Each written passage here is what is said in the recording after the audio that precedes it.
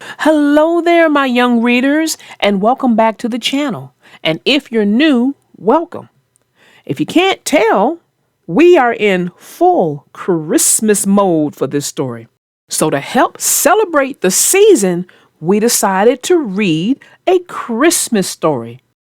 Now remember guys, the way we're doing stories on the channel now, if you want to read it, you're going to have to pause before the story is read so that you can actually see all of the text to read it. And then once you're done, you can unpause and the story will be read. Now, if you're ready, run, go get your snacks, go get your drinks, pause the video if you need to, run to the bathroom, come on back, unpause, relax, and stay tuned.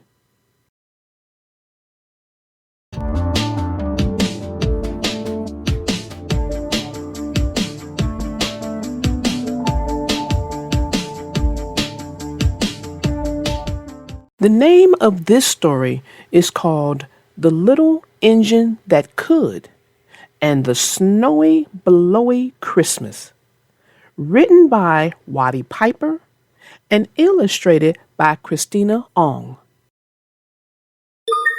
It was a snowy, blowy Christmas Eve, way up at the North Pole.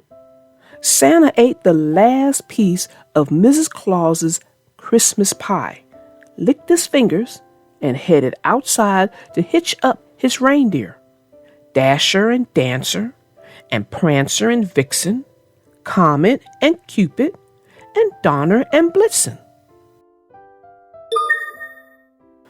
Now, while Santa was hitching, Dasher's nose began itching.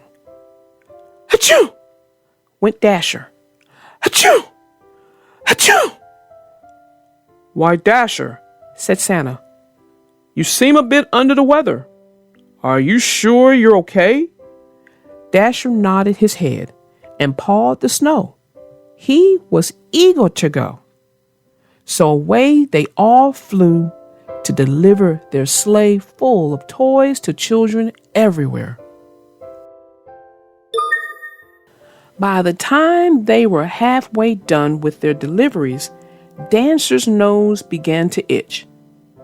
By the time they were 3/4 done, Prancer's nose began to itch. And by the time Santa's sack was empty, every reindeer on Santa's team had a terrible cold. 8 sneezing reindeer in all. Santa decided to find a place to spend the night so his reindeer could rest before the long trip back to the North Pole. Down, team, he called out to them. Santa and his sleigh landed with a thud in the middle of a train yard. All the engines that lived there gathered around to see. When Santa hopped down from his sleigh to greet them, something fell into the snow at his feet. It was Timmy's toy, a toy he had not yet delivered. Oh dear, thought Santa. It must have fallen out of my sack.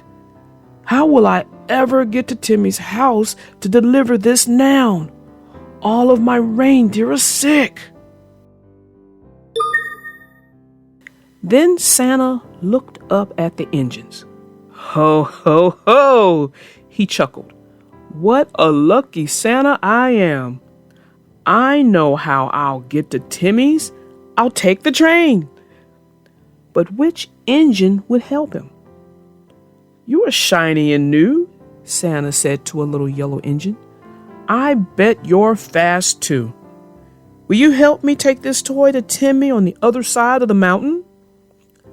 I'm very sorry, Santa, said the little yellow engine. I would like to help, but I have a broken wheel. I can't take you over the mountain to Timmy's house. Santa tried a big, strong engine next. You are big and strong.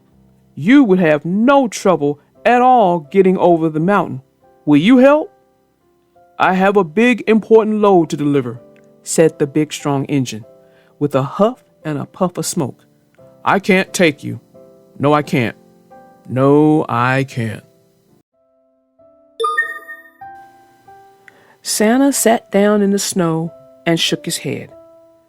"How can I ever deliver Timmy's toy now? Christmas Day is almost here." Suddenly, a small voice said, "I think I can do it, Santa." The voice came from a little blue engine. "I'm not very big," she said, "and I'm not very fast, but I think I can get you to Timmy's house before Christmas Day. I think I can. And I'll come along to help," said a jolly clown who was the little blue engine's dearest friend. "Ho, ho, ho!" laughed Santa, his eyes twinkling. "Thank you, little blue engine. Thank you, jolly clown. Together, I think we can do it. I think we can." So Santa gave his reindeer plenty of tissue and some blankets to keep them warm. "I'll be back for you soon," he called to them. Then he climbed aboard the little blue engine, and with her headlights lighting up the dark, stormy night, they set off toward the mountain. Puff, puff, chug, chug, I think I can, I think I can, I think I can, down the track. How the wind blew, how the snow flew. More than once, the little blue engine almost got stuck. But the snow couldn't stop her. Her headlights shone brightly as she puffed and chugged along. "I think I can, I think I can, I think I can," all the way up, up, up to the top of the mountain and all the way down the other side. At last, they reached Timmy's house. "You did it, little blue engine," Santa said. Then he looked up at Timmy's chimney, and that's when Santa realized he hadn't thought of one very important thing. The little blue engine could carry him over the mountain, but she couldn't carry him up to the rooftop. "I will have to climb up myself," said Santa. "I think I can do it. I think I can." So up he went, and the jolly clown went right after him, giving Santa a little boost every now and then. Finally, Santa made it to the rooftop, but when he tried to get down Timmy's chimney, he just couldn't do it. He didn't fit. "Oh, it's Mrs. Claus's Christmas pie," he groaned. "It was so good that I ate too much." "Don't worry, Santa," said the jolly clown. "I can do cartwheels and somersaults. I can do handstands and jumping jacks. I think I can tumble down the chimney and deliver Timmy's toy." "I think you can, I think you can," cheered the little blue engine, puffing her smokestack. "Ho, ho, ho!" laughed Santa. "I think you can too, jolly clown. And I guess I don't mind if you make the delivery for me, just this once." So the jolly clown took Timmy's toy from Santa, leaped up to the chimney, and tumbled down. Ker-plop. As soon as Timmy's toy was delivered, they headed back over the mountain again, for Santa was eager to see if his reindeer were feeling any better. "We did it!" Santa kept saying to the little blue engine and the jolly clown. "I thought we could. I thought we could." By the time the sun rose on Christmas morning, the reindeer's colds were much better. Santa was back at the North Pole. The little blue engine and the jolly clown were back at the train yard, and Timmy was just waking up to find his present under the tree. "This is the best Christmas ever," said Timmy when he saw what was in the box. And he never knew that the little blue engine had helped to make it that way.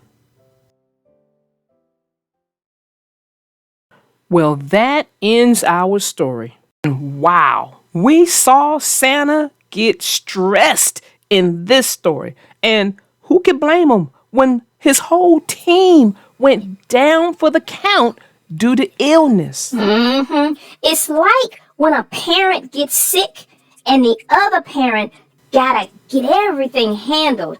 The stress is real. The struggle is real. You said that like it was a movie kind of trailer. The stress is real. The struggle is real. That's because I can relate. Because in this time of year, this season, I'm struggling to get gifts for people. I've got to try to read their minds and figure out what they want, and if I can get as close to it as I can. Right. Within budget. Of course. I like how you put that within budget in the movie kind of voice. But I totally get what you're saying. And in the story, when Santa went through everything, he got through it. He thought he got through the struggle when his team, made it through and he got really sick afterwards. So he figured, he's okay until he got out and realized the one gift that didn't get out his bag, he needs to get delivered, and he has no team to help him get it delivered. There's always one. In every situation, there's always one.